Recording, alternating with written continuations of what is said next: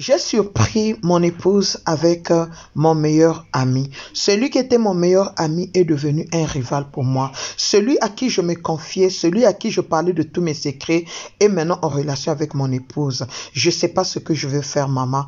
Partagez mon histoire. Suivez cette histoire juste après le jingle.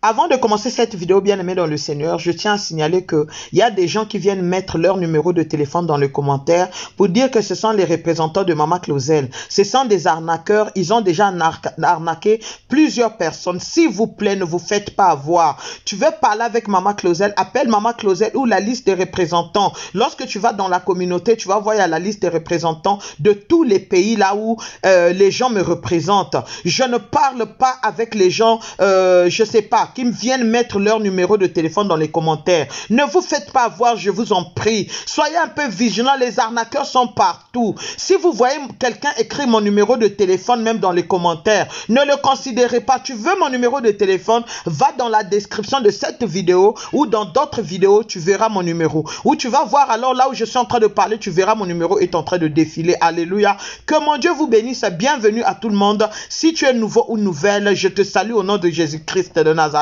Et je te demande de t'abonner, de cliquer sur la cloche de notification, de venir dans la grande famille Claudel Ministries, la foi triomphante. Chez nous ici, tout va bien. Écoute, écris dans les commentaires, tout va bien. Au nom de Jésus-Christ de Nazareth.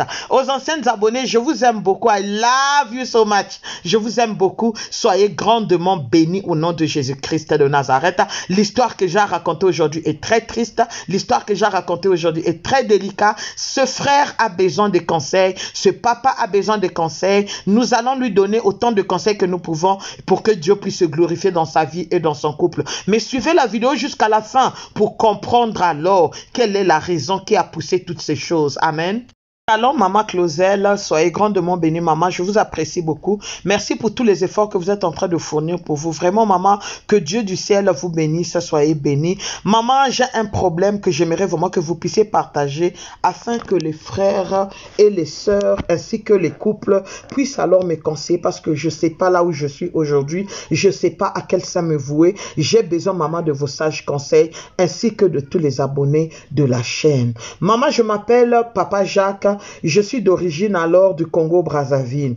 Je me suis retrouvée, maman, je suis allée en vacances au mois de janvier dans mon pays natal, c'est-à-dire dans mon pays natal, il n'a pas précisé la ville, là je ne vois pas la présence de la ville.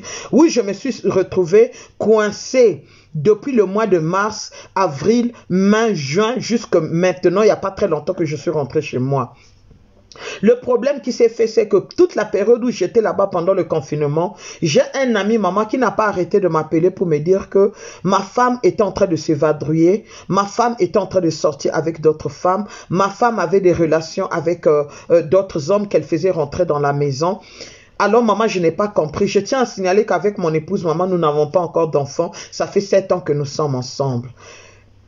Alors cet ami n'a pas arrêté de m'appeler pour me dire que ta femme a fait ceci, ta femme a fait cela, ta femme a fait ceci, ta femme a fait cela. J'ai pas pris cela en considération au début. Mais c'est arrivé à un certain moment, lorsque ça arrive 19h30, 20h, 21h, voire même au-delà, lorsque j'appelle ma femme, son téléphone est toujours fermé. Alors qu'on a le wifi à la maison, je comprends pas pourquoi. Notre conversation était devenue comme short, c'est-à-dire lorsqu'on se parle, on peut se parler juste pas maximum même 1 heure du temps ou 2 heures du temps comme on faisait avant. Je n'ai pas compris pourquoi, maman. Je me suis posé la question. J'ai demandé à ma femme, qu'est-ce qui se passe? Est-ce que tu es en train de me tromper? Est-ce que tu es en relation avec quelqu'un? Qu'est-ce qui se passe? Qui est en train de venir dans notre appartement là-bas à la maison? Cette dernière m'a dit comme non, il n'y a personne et tout, qu'elle est seule. Elle se sent même seule avec le Covid, là, le confinement. Elle est absolument seule. Il n'y a personne d'autre à la maison. Une fois, il y a mon ami qui est passé la visiter, la rendre visite pour laisser alors quelques petits trucs,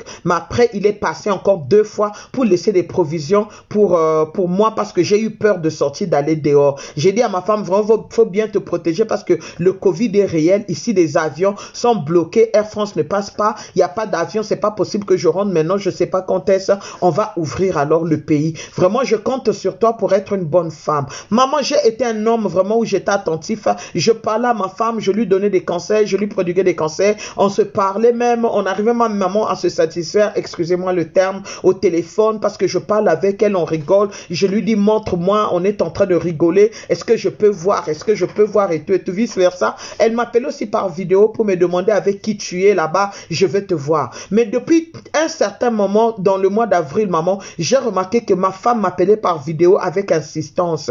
Vous voyez, là où quand on est au pays, il n'y a pas de Wi-Fi. Donc parfois, je ne peux pas toujours répondre des appels vidéo et la connexion n'est toujours pas bonne. Alors, elle a commencé à dire qu'avec qui tu es, appelle-moi par vidéo, je vais te voir avec qui tu es. Elle a commencé à me soupçonner pour des choses que je ne sais pas pourquoi. Alors, je lui ai dit que toi et moi, on est ensemble aujourd'hui, ça fait 7 ans. Je t'ai jamais trompé, je t'ai toujours été fidèle. Mais qu'est-ce qui est en train de te faire croire que je suis avec une personne, je suis tout seul? N'aie pas peur. Alors, à un certain moment, ma femme, maman, elle a coupé toute forme d'appel.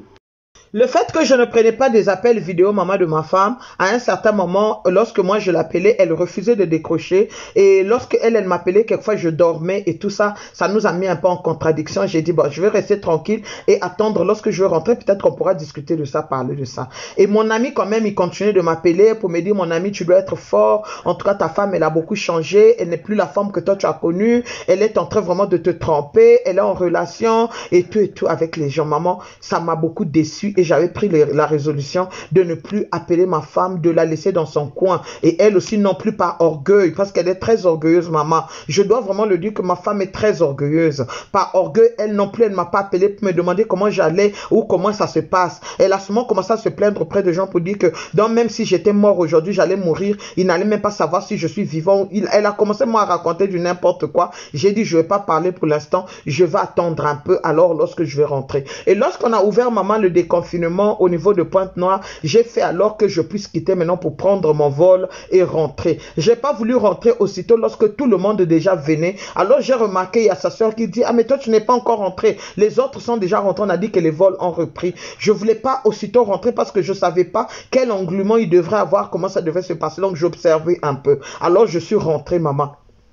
Je suis rentré précisément le 1er août, où je suis arrivé, maman, chez moi à la maison. Et lorsque j'arrive à la maison, je n'ai signalé personne, maman. Je n'ai appelé personne. Je n'ai pas donné ma date d'arrivée en Europe, ni à mon ami, ni à qui que ce soit. Je n'ai pas parlé, maman. J'ai débarqué comme ça par surprise et je suis arrivé chez moi à la maison. Comme j'ai ma clé de la maison, maman, j'ai ouvert la maison. Je suis rentré, j'ai remarqué qu'il y avait des habits qui étaient étalés au salon. Il y avait des habits, il y avait quand même un petit désordre là. J'ai commencé alors à ramasser des habits. Mais chose surprenante, maman, j'ai vu un sous-vêtement d'un homme que moi je ne connais pas par terre au salon à côté de la télé. C'était un sous-vêtement qui n'est pas le mien. Parce que quelquefois ma femme, elle porte aussi mes sous-vêtements. Mais lorsque j'ai vu celui-là, j'ai dit c'est pas pour moi. J'ai mis à côté. Maman, j'ai pas d'abord pensé d'aller dans la chambre. Pourquoi? Je suis allée, maman, j'ai pris de l'eau. Lorsque j'ai pris de l'eau, j'ai vu qu'on avait préparé la nourriture du pays et tous les assiettes n'étaient pas nettoyées. J'ai dit d'accord, je vais le faire tout à l'heure. Peut-être qu'elle est déjà partie au travail.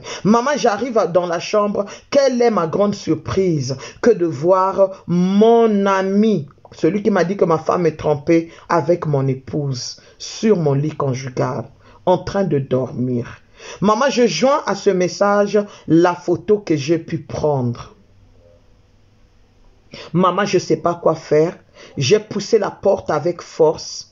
Ils se sont réveillés, ils ont sursauté. J'ai ouvert la porte, maman, j'ai laissé ma valise au salon et je suis parti au parc où je suis allé prendre de l'air. C'est en ce moment-là que lorsque je suis rentré sur YouTube, j'ai vu que vous avez publié l'anonyme de ce papa-là qui est à Londres. J'ai dit certainement, moi aussi, je peux publier mon problème et peut-être que je pourrai avoir une solution. C'est ainsi que je le partage avec vous. Maman, j'ai refusé de parler ou de dire quoi que ce soit parce que je n'ai pas la force et je n'arrive pas à parler. Je suis en train de sentir même comme si je suis en train de m'éteindre, comme si je suis en train de mourir. Maman Claudel, j'ai besoin de vos conseils. Dites-moi ce que je dois faire, comment je dois me comporter face à cette situation. Mon ami ne m'a plus appelé, mon ami ne m'a plus adressé la parole. Mon ami, donc jusque-là, maman, depuis le 1er août jusqu'à aujourd'hui, depuis que mon ami est parti de la maison, là, maman, je ne parle pas. Je suis en train de dormir au salon pour l'instant parce que je ne veux pas commettre le crime passionnel, alors je préfère m'abstenir. Maman Claudel, j'ai besoin de vos conseils. Que dois-je faire? Que dois-je faire, maman, suite à cette situation? Vraiment, sincèrement, maman, conseillez-moi. Je n'ai jamais trompé ma femme. Le Dieu du ciel est témoin. Que dois-je faire? Waouh! J'ai vu la photo bien reçue. Les trois d'ailleurs. Je bénis l'Éternel pour ta vie, pour ton courage. Je bénis l'Éternel pour ta vérité. Je bénis l'Éternel pour ta confidence. Tu ne t'es pas confié à une mauvaise personne, mais tu t'es confié à une servante de Dieu. Je vais te donner un conseil et je te dis d'abord une chose. Commence d'abord, mets d'abord ton cœur par terre. Ça, c'est ta version en toi que j'ai entendue. Plusieurs femmes m'ont dit, maman, toi tu écoutes une version, tu n'écoutes pas l'autre. Mais lorsque je t'écoute, j'ai envie de te parler, j'ai envie de t'expliquer quelque chose. Le conseil que je donne, ça n'engage que moi. Je vais te dire que tu es un homme bien. Tu es un homme bon. Tu es un homme à féliciter. Tu es un homme à bénir. Tu es un homme à soutenir. Que l'Éternel te bénisse et que Dieu te donne du courage. Ce que moi je te dis personnellement en tant que femme, en tant que servante de Dieu, en tant que sœur, c'est d'abord de faire une chose, de parler avec ta femme. Parce que sans le dialogue, tu ne peux pas comprendre ou savoir quelle est la raison qui a poussé ta femme à aller avec un autre homme qui est ton meilleur ami. Là, je te dis une chose, c'est que ton ami vous a mis dans les boulouyékés, vous a mis dans le désordre. Donc, pendant ce temps que lui disait que ta femme a fait ceci, lui, il est en train d'apprécier déjà ta femme. Donc, il a préparé déjà son terrain de telle sorte que lorsque vous ne serez plus en contact, afin que tu puisses délaisser ta femme pour que lui puisse alors la prendre. C'est même pas pour la prendre. Il va la prendre juste pour le sexe. Il va la prendre juste parce qu'il sait qu'il y a une autre personne qui paye les factures. Il va la prendre juste parce qu'il sait qu'il y a une autre personne qui la nourrit, qui s'occupe d'elle. Juste pour mettre le désordre. Tu dois parler avec ta femme. Comme elle est en train de pleurer, tout le temps qu'elle vient s'agenouiller à tes pieds pour te demander pardon, toi tu sors, tu vas dehors et tout ça, tu dois parler avec elle. Tu dois avoir le courage de la regarder dans les yeux et de parler avec elle. Explique-la ce que ton ami là t'a dit. Montre-lui les messages que ton ami là t'a envoyé pour te dire que regarde, parce que tu as des voices. Prends les mêmes voices là que tu m'as envoyé, envoie cela même dans le WhatsApp de ta femme. Dis regarde ce que ton soi-disant amant maintenant m'a envoyé ou m'a dit. Discute avec elle, vous allez trouver le terrain d'entente.